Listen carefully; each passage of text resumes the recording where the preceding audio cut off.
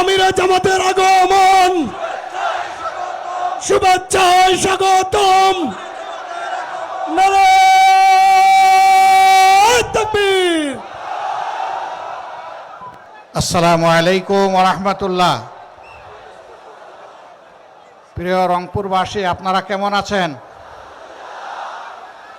কি জানি আপনাদের বাসায় কি বলে, কোনটা বাহে নাকি কি আমি বুঝতে পারতেছি না, এরকম কিছু। আলহামদুলিল্লাহ। হ্যাঁ, কেমন আছেন বাহে? আলহামদুলিল্লাহ আলহামদুলিল্লাহ আলহামদুলিল্লাহ রাব্বিল আলামিন, ওয়াসসালাতু ওয়াসসালামু আলা রাসূলিহিল কারীম ওয়া আলা আলিহি ওয়া সাহবিহি ওয়া আহলি বাইতি আজমাইন। বাংলাদেশ জামাতে ইসলামী রংপুর জেলা এবং মহানগরী কর্তৃক আয়োজিত আজকের এই বিশাল জনসভার সম্মানিত সভাপতি, মঞ্চে বসা সহকর্মী, কেন্দ্রীয় নেতৃবৃন্দ, স্থানীয় নেতৃবৃন্দ, বন্ধু সংগঠনের সম্মানিত নেতৃবৃন্দ, শহীদ পরিবারের গর্বিত সদস্যবৃন্দ, বিভিন্ন ধর্মের সম্মানিত ভাইয়েরা, আজকের এই বিশাল জনসমুদ্রে উপস্থিত প্রিয় রংপুরবাসী এবং মিডিয়া জগতের আমার প্রিয় বন্ধুরা, আল্লাহ তাবারক ওয়া তাআলার অগণিত শুকরিয়া। কার্যত দুপুর 2টা থেকেই এই আয়োজন চলছে। প্রখর রোদের মধ্যে চামড়া পুড়িয়ে আপনারা কিন্তু জনসভার স্থল ত্যাগ করেন নাই, আপনারা বসে আছেন। আপনারা বসে আছেন, আমি বিশ্বাস করি আজকে আপনারা এসেছিলেন আমাকে দেখার জন্য নয়, আপনারা এসেছিলেন একজন জীবন্ত শহীদকে দেখার জন্যে।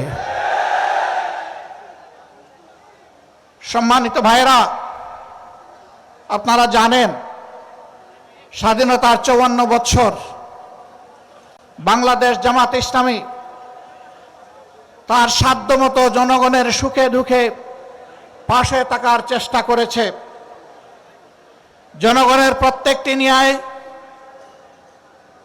অনুগ্রহ দাবি আদায়ের জন্য সমান তালে ঘরে বাইরে লড়াই করেছে। এদেশের জনগণের ভোটের অধিকার নিশ্চিত করার জন্য কারো মাথায় যে প্রস্তাবনা আসে নাই, জামাতে ইসলামীর তৎকালীন আমির জনাব অধ্যাপক গোলাম আজম রাহিমাহুল্লাহ সর্বপ্রথম এই জাতির সামনে কেয়ারটেকার সরকারের প্রস্তাবনা উপস্থাপন করেছিলেন, যার ভিত্তিতে 91 সালে ওই কায়দায় একটা নির্বাচন হয়েছিল। পরপর আরো 2-3টি নির্বাচন হয়েছে।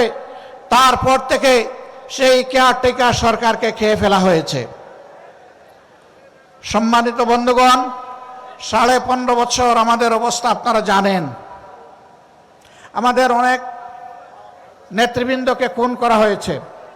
দুইজন আমির, 2জন নায়েবে আমির, 2জন অ্যাসিস্ট্যান্ট সেক্রেটারি জেনারেল, 1জন নির্বাহী পরিষদ সদস্য, এরকম করে একেবারেই মাথা থেকে শুরু করে 11 জন নেতাকে আমাদের বুক থেকে ছিনিয়ে নেওয়া হয়েছে। আজকে জীবন্ত যে শহীদ আপনাদের সামনে দাঁড়িয়ে তার জীবনকে মহান আল্লাহর জন্যে ওয়াকফ করে দিলেন এবং বাংলাদেশের জনগণের জন্য কাজ করার যে আকাঙ্ক্ষা ব্যক্ত করলেন, আমাদের ওই সমস্ত নেতৃবৃন্দ বেঁচে থাকলেও বাংলার প্রতিটি প্রান্তরে ঘুরে ঘুরে আজকের এই হতাশাগ্রস্ত জাতিকে তারা আশা জাগা নিয়ে কথা বলতেন। তারা জাতিকে নতুন করে পথ দেখাতেন। এই অন্ধকার থেকে বের হয়ে আসার উপায় কি? 15.5 বছর আমাদের সাথে যা করা হয়েছে সব আপনারা জানেন। আমি এই চর্বিত চর্বণে যাচ্ছি না। তারা অনেক মানুষকে খুন করেছে, আবার আল্লাহর ইচ্ছায় অনেককে তারা খুন করতে পারেনি। আমার সম্মানিত ভাই এটিএম আজহারুল ইসলাম বলেছেন, রাখে আল্লাহ মারেকে, কিন্তু আরেকটা তিনি বলেন নাই, ধরে আল্লাহ ছাড়ে খে। আল্লাহ তাআলা সহজে ধরেন না, কিন্তু ধরা খাইলে তার চঙ্গল থেকে কেউ বাঁচে না। মহান মাবুদের দরবারে হাজার শুকরিয়া। সম্মানিত নেতৃবৃন্দ অন্যায়ের কাছে এক মুহূর্তের জন্য মাথা নত করেন নাই। আল্লাহর দেওয়া